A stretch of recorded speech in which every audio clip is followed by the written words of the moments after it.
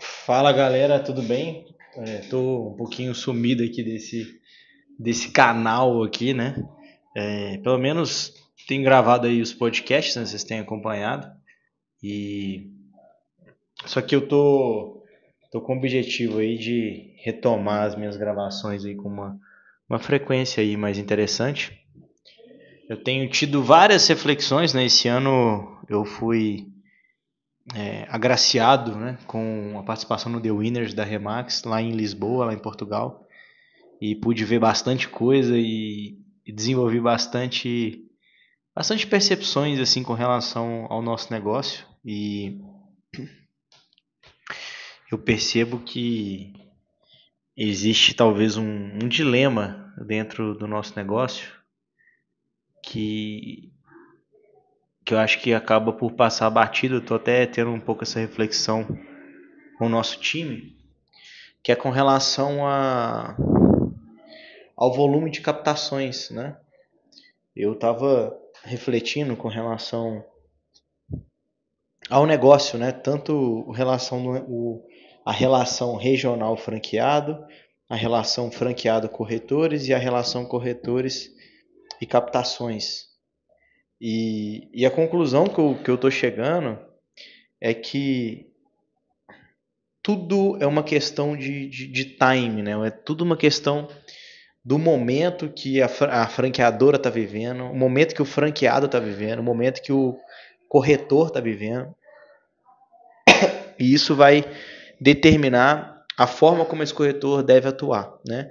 E por que eu estou falando isso? Porque é o seguinte, muito é falado, né? Ainda mais quando a gente traz o tema da representação exclusiva, da exclusividade, a gente fala muito com relação à importância da gente trabalhar imóveis bem precificados, né? Como a documentação regular, enfim, né? O imóvel no melhor estado de venda possível, né? A gente sabe que o imóvel ele se vende se ele tiver com o preço correto, né? A gente é uma determinante, é um fator crucial para a gente vender o imóvel.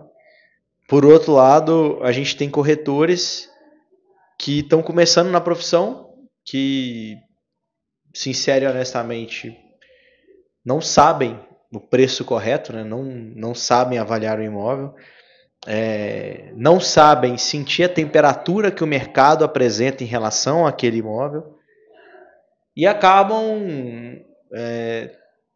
filtrando imóveis pelo preço que nem mesmo ele sabe se a precificação que ele fez está correta ou não, se está aproximado ou não, enfim.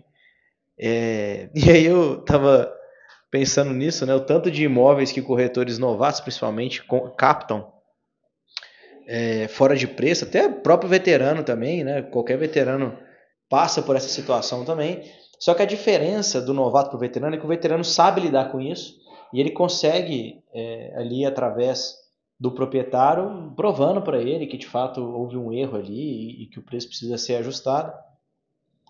Só que uma coisa a gente deixa ali de lado, né? Que é o seguinte: o corretor de imóveis ele não vende imóveis. A venda de imóveis é uma consequência do trabalho dele bem executado. Como assim, Alexandre? O corretor de imóveis é um prestador de serviço. Ele presta um serviço, presta uma consultoria para o proprietário do imóvel ou para o comprador do imóvel, né? E nessa consultoria ele vai ajudar o proprietário de imóveis do imóvel, né, a tomar decisões, a tomar atitudes com relação à venda do seu imóvel, que aí vai a forma como ele vai ser divulgado, né, como esse imóvel vai ser apresentado junto ao mercado. O corretor vai instruir, né, esse proprietário a como fazer isso de uma forma profissional e clean, né, de fato, para a gente não queimar o imóvel. E um desses fatores é a precificação, que é crucial e sem dúvida nenhuma, é o fator primordial para que o imóvel seja vendido, assim como qualquer outro produto. O negócio é que eu vejo muito corretor começando na profissão, que era o momento do corretor acelerar e fazer carteira e criar volume. Quando você vai analisar a carteira, o corretor tem 3 imóveis, 4 imóveis, selecionando demais. Pega, não, esse aqui eu não vou pegar não, porque tá fora do meu estudo de mercado. e depois ele tem 4 imóveis que ele acha que está no preço, quando passa 2, 3 meses ele vê que na verdade o preço que ele achou que estava certo estava errado também. Então a gente cria uma situação complexa. O que eu reparei nesses anos aí? O corretor precisa captar no volume no início. O corretor tem que captar no volume no início. O franqueado tem que recrutar no volume no início. E a franqueadora tem que vender franquia no volume no início.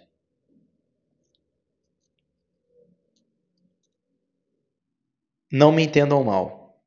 Eu acho sim, não acho, né? Eu tenho certeza sim de que um corretor que filtra melhor os seus imóveis, que fala não, um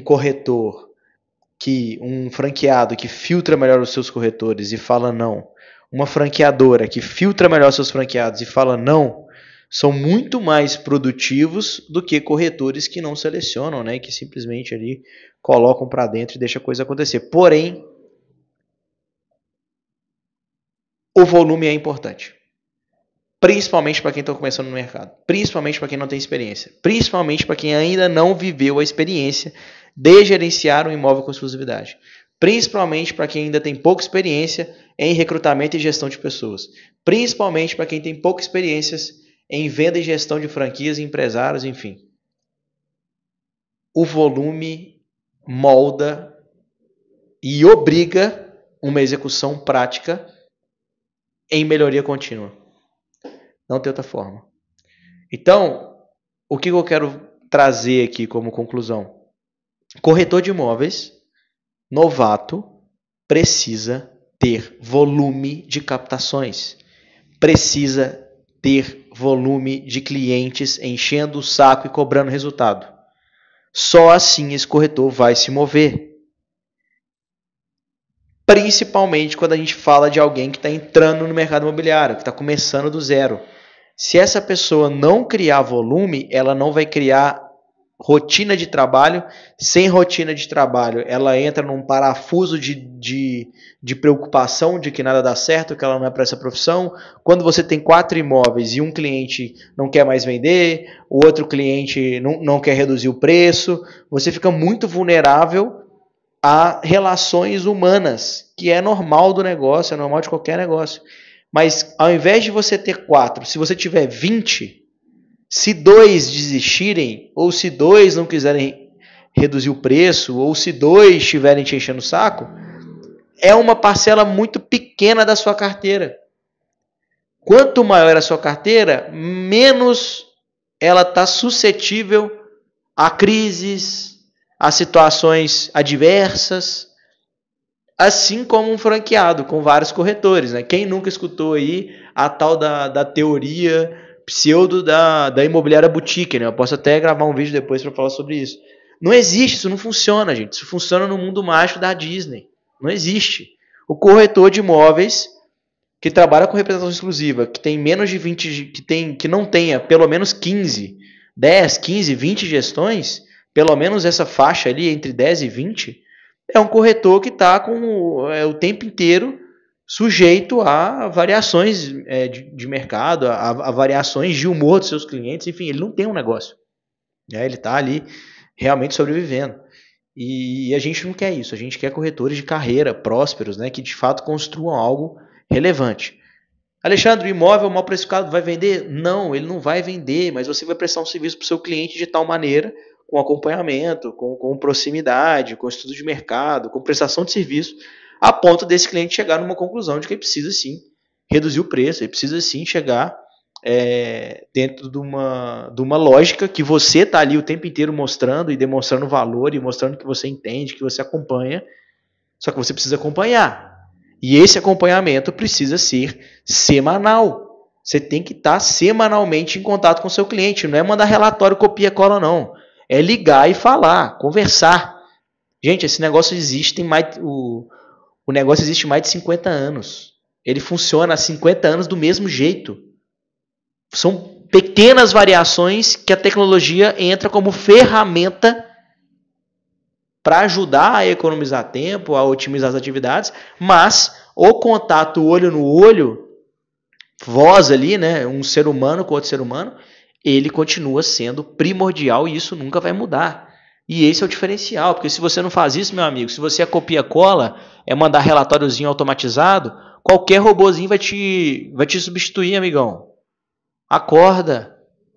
E você conseguir trabalhar o cliente para o amadurecimento dele, para a decisão dele, que na hora de vender um imóvel, principalmente quando é um imóvel ali residencial, é uma decisão praticamente totalmente emocional. E para a gente conectar com esse lado, a gente precisa desse tete-a-tete, desse olho no olho, né, desse feedback constante para a gente poder alcançar grandes resultados.